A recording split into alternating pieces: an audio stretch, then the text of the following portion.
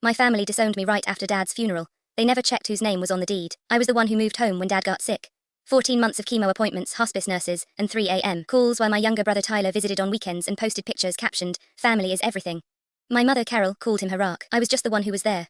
Near the end, Dad asked me to sit with him one afternoon while Mom ran errands. He told me he'd already talked to a lawyer. The house was paid off, and he was putting it into a trust with me as trustee, not because he loved me more, he said, but because he trusted me to actually take care of it. He made me promise not to make a thing of it, so I didn't. I signed where the lawyer told me to sign, and I never mentioned it again, not even to Dad after that day. He died on a Tuesday in March.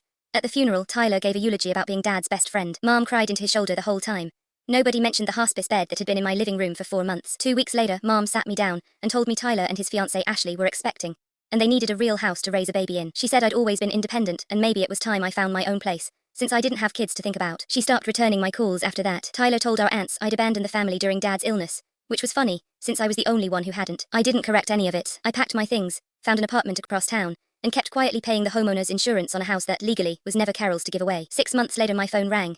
It was Mom, using a voice I hadn't heard from her in years. Tyler and Ashley had gutted the kitchen, and taken out an $85,000 loan against the house to finish the nursery, and pay off Ashley's car. The bank had frozen the refinance mid-process. Title wasn't in Carol's name, it never had been. She showed up at my apartment 2 days later with Tyler trailing behind her, both of them furious.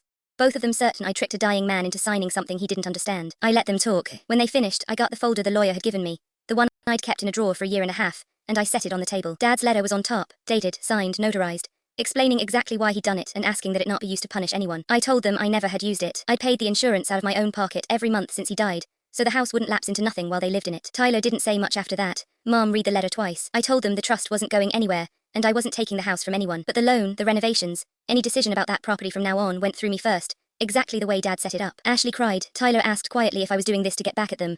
I said no. I said I was doing it because it was already mine, and I'd simply never told them. Mom apologized 3 days later, in a text which I answered politely and left it there. I still let Tyler and Ashley stay in the house.